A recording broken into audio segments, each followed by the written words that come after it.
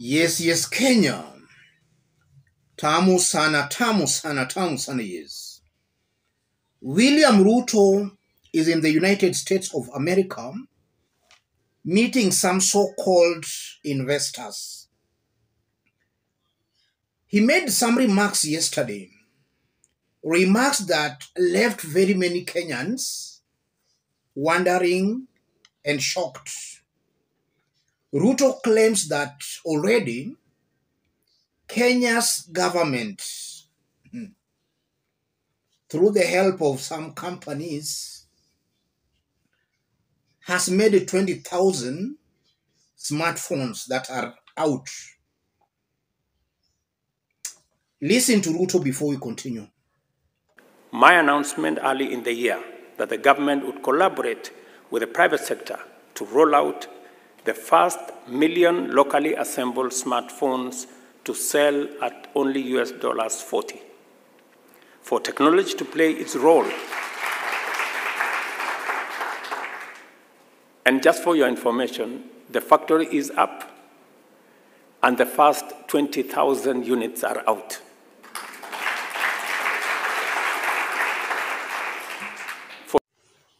That was William Ruto about 1 day ago.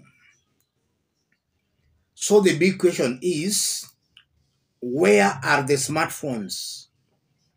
Because for those who can remember, in June this year, William Ruto promised that by August, that was last month, the smartphones will be available in the shops. Actually, this is what the Star reported. Kenya made cheap smartphones will be available by August, Ruto.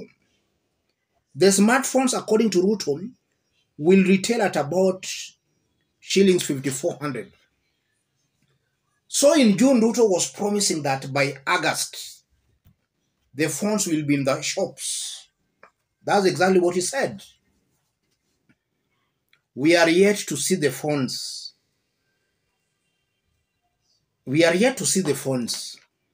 Kenyans were shocked to hear William Ruto making those remarks in the United States of America. In fact, they were shocked.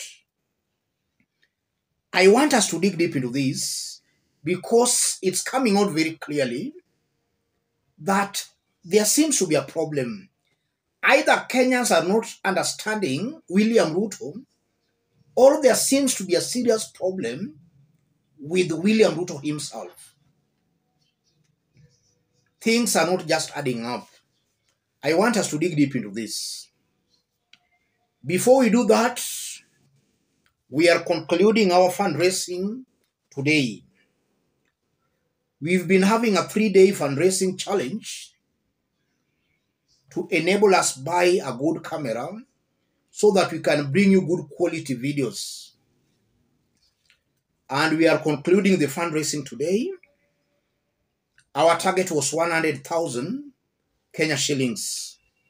As I talk, we've managed to raise 73,000 Kenyan shillings. The balance is 27,000 Kenyan shillings. Those who might be willing to support us in that noble cause, channel your contributions to that number below. Yes, channel your contributions to that number below. In this forum, we always don't do fundraising. This being our first fundraising, besides the one we did for somebody who had some liver kidney. Yes, channel your contributions to that number. What's actually happening here? What's happening with William Ruto? Is it that Kenyans don't understand Ruto, or what's actually happening here? I want us to dig deep into that. But before I forget, because I was forgetting, let me thank some of our fans here who have sent their contributions some few hours ago. Peter Odhiambo, thank you. Shena Kimani, thank you. Joseph Karanum, congrats, thank you. We have John Akango, thank you. Henry Marango, thank you. Joseph Namonza, thank you, Joseph. Melab Obai, yes.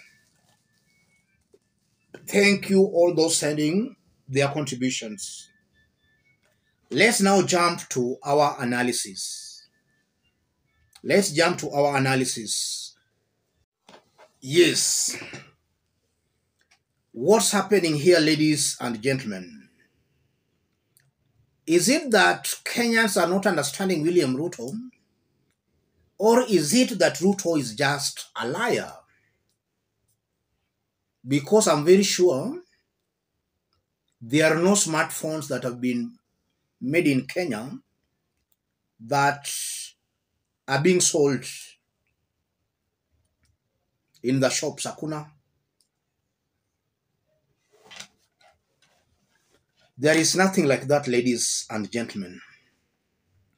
This is not the first time William Ruto is making some lying remarks and statements. We still remember, there are so many things we can count. By June, Mtungi gas will be selling between 300 to 500.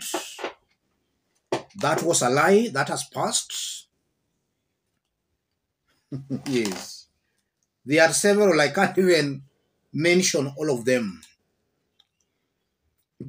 I believe that Ruto is a typical politician. Ruto believes that politics has to be dirty. As Niccolo Machiavelli puts it, politics must have some elements of that in it for it to be real politic. The only problem with William Ruto, he's overdoing the propaganda and thus leaving him very badly exposed. He's overdoing the propaganda. And the propaganda is actually exposing him as a liar. And you can't convince me that somebody promising to form a government with hustlers and then upon forming that government, he turns his back on the hustlers. That's a liar. I won't be wrong to conclude Ruto is a liar.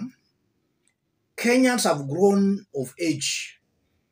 If you look at the journey Kenyans walked from the one-party Moi dictatorship rule to now, or rather to date, Kenyans have come of age and they can easily detect a lie very, very fast.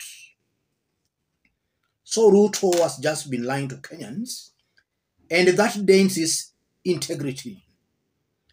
And is coming out to me as somebody not fit holding a public office. If he can lie in Kenya and then he goes out again and is lying there, then as time goes by, he's going to soil the reputation and the image of our country. The elected leaders, members of parliament, are sleeping on their job. This is a candidate for impeachment. No doubt about that, ladies and gentlemen. This is a candidate for impeachment.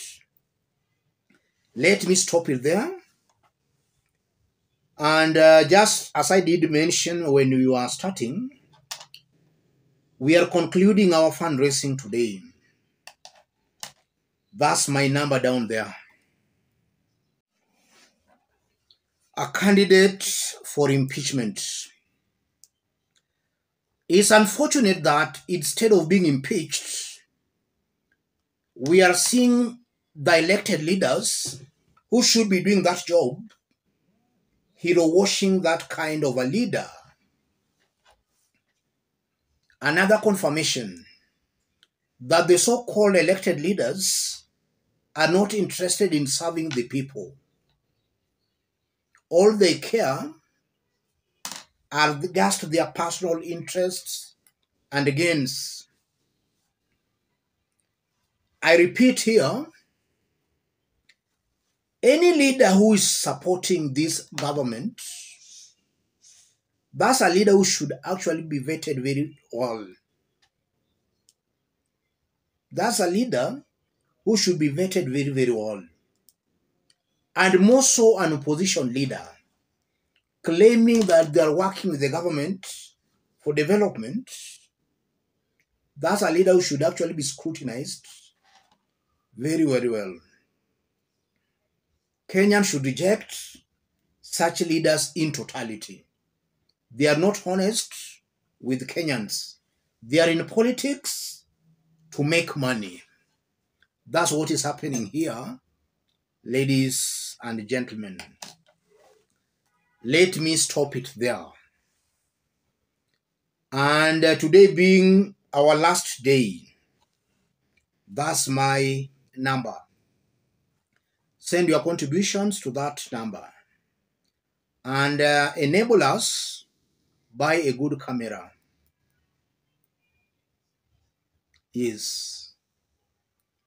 Let's meet in our next analysis. Thank you.